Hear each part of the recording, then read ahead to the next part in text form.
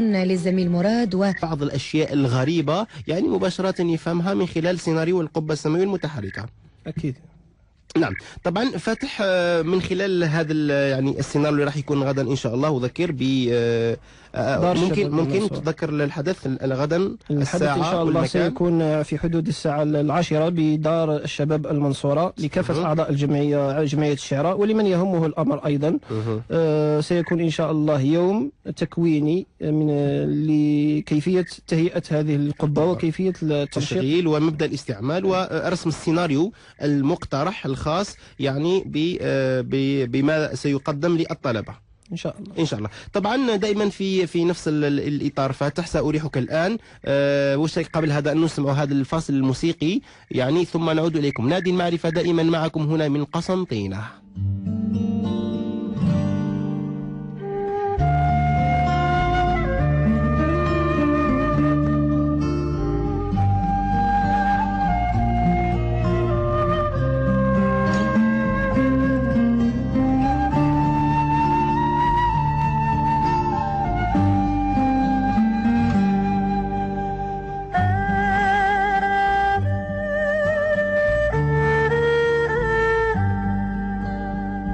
نادي المعرفة. الرحلة متواصلة. هنا من أجلكم جديد العلوم. ابقوا معنا، ابقوا مع الموجة 93.9 بين أحضان أسرة نادي المعرفة. إذن عدنا إليكم مستمعينا الكرام ونحن نتكلم حول القبب السماوية. طبعا فاتح في الصباح قبل أن نأتي هنا رسمت سيناريو يعني خاص استمع جيدا وصعب جدا التخيل، ولكن عند استعمال القبة الفلكية المتحركة ففعلا الإنسان سيكون أكثر متعة وأكثر بساطة. فاتح هنا في قسنطينة مثلا اليوم 26 نوفمبر كان شروق الشمس على الساعة 7:20 صباحا، أما الغروب فكان حوالي 5:16. طبعا وش رأيك لو كان ننتقل من قسنطينة ننتقل إلى خط الاستواء في نفس اليوم، كيف سيكون الوضع؟ طبعا في رايك ان شاء الله غدوه نقول لك. غدوه تقول لي. اذا انا يعني استبقك يعني في وضع هذا السيناريو خلال برنامج ستيلاريوم اللي هو معروف لكل الهواة، وكذلك يحاكي القبة الفلكية ولكن لا تضاهيها جمال القبة الفلكية المتحركة. طبعا فإن شروق الشمس اليوم على خط الاستواء هو على الساعة 6:16 على عكس قسنطينة 7:20. أما غروب الشمس سيكون على الساعة 6:19 في فترة المسائية، يعني على عكس قسنطينة. طبعا انه الجميل ايضا انه في هذه القبب السماويه انك بامكانك ان تتموضع على اي خط عرض، وهذا هو الاساس. فكثير من الناس يقول لك يعني انا لما اكون قريب الفرق يعني انك تكون على نفس خط الطول. أيوة. لكن بتغيير خط العرض راح يتغير كثير من الاشياء، امور كثيره. وهنا كذلك اطرح سيناريو اخر. ماذا لو كنا في شمال خط الاستواء، عفوا الشمال قريبين من القطب المتجمد الشمالي في هذه الفترة، كيف ستظهر لنا الشمس؟ هل ترى؟ هل لا يمكن رؤيتها؟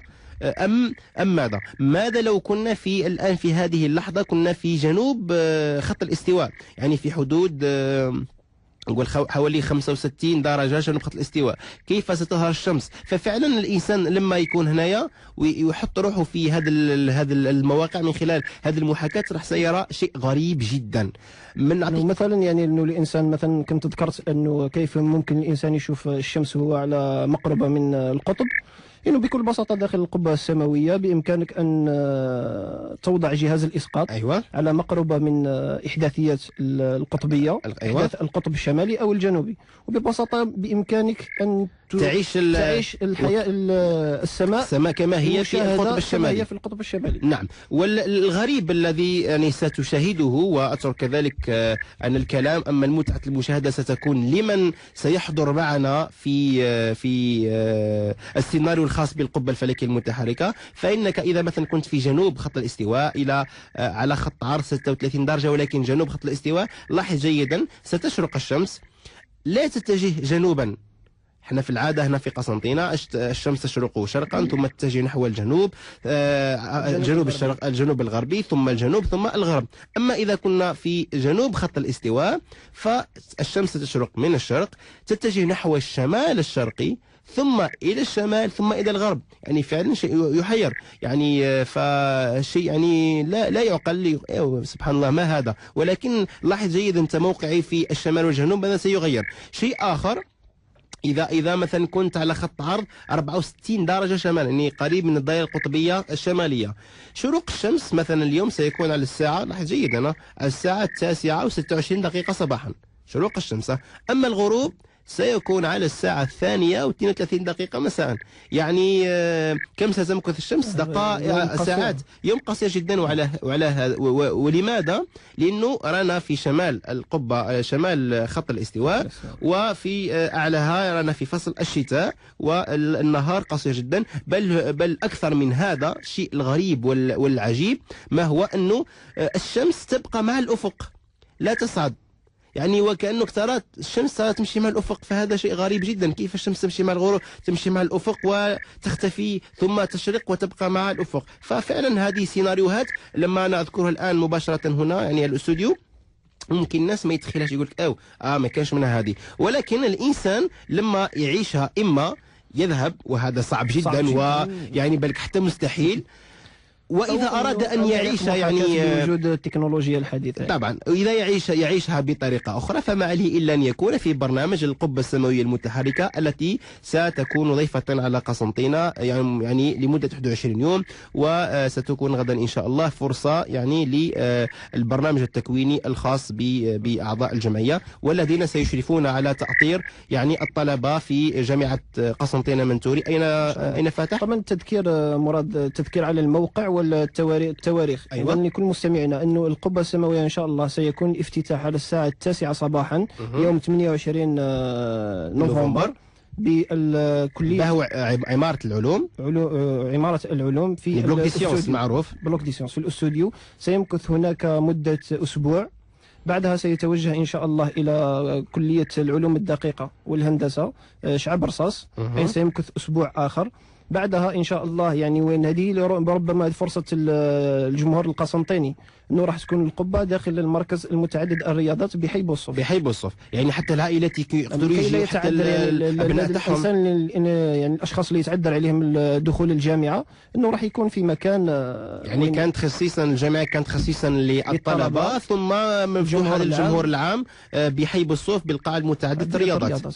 نعم طبعا. اذا فهي فرصه لا تعوض للجمهور، للطلبه، حتى يعيشوا جماليه الكون، حتى يعيشوا عوالم افتراضيه، حتى يعيشوا عوالم ممكن ما يقدرش يروحوا لها ولكن يعيشوها من خلال المحاكاة الموجودة في القبة الفلكية. إذن أنتم دائما معنا مع نادي المعرفة.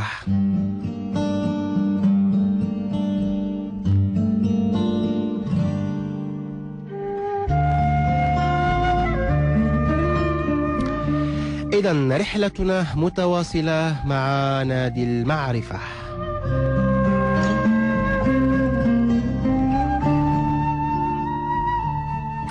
إذن فاتح، نقول في هذه الدقائق المعدودة من رحلتنا هنا في نادي المعرفة فهي كذلك فرصة مواتية نعيد النداء مرة أخرى للطلبة، يعني المكان والزمان، ونبدأ بما سيكون غدا إن شاء الله بدار شباب حي المنصورة.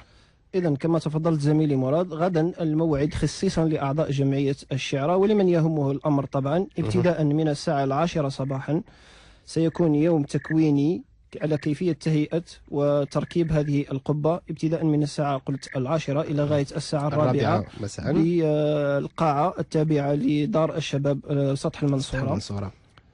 يوم الأحد إن شاء الله سيكون الافتتاح الرسمي للقبة السماوية ببهو عمارة العلوم داخل الاستوديو التابع للمركز السمعي البصري، أي ستمكث هناك أسبوع. بعدها ستنتقل مباشرة إلى شعب رصاص كلية العلوم الدقيقة والتكنولوجيا، ستمكث أيضا أسبوع آخر في بهو الكلية.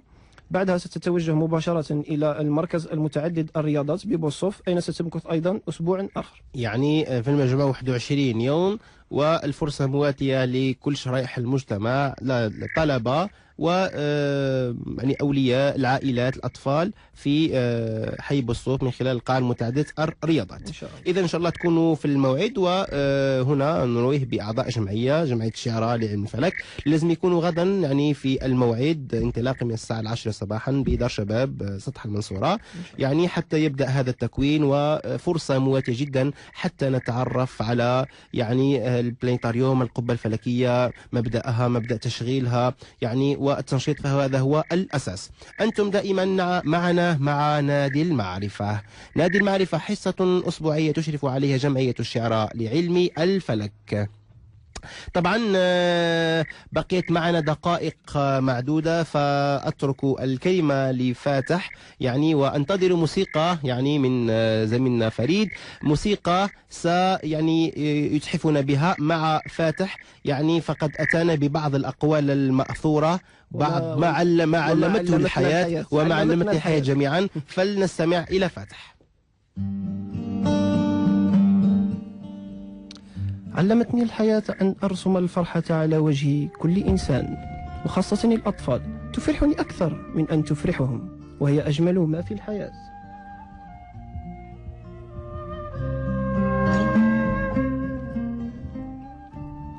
علمتني أن أفعل أكثر مما أقول، فكثير الكلام قليل الفعل.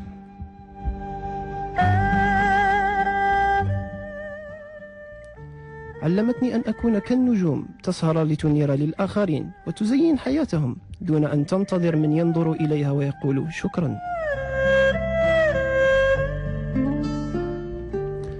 تعلمت أننا نتعلم الدروس ثم نواجه الامتحانات، أما في الحياة فإننا نواجه الامتحانات وبعدها نتعلم الدروس.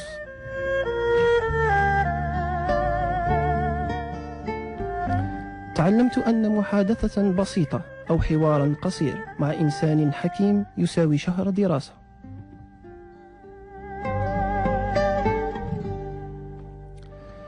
تعلمت أن مفتاح الفشل هو محاولة إرضاء كل شخص تعرفه. كما تعلمت أن خيرا للإنسان أن يكون كالسلحفاة في الطريق الصحيح على أن يكون غزالا في الطريق الخطأ.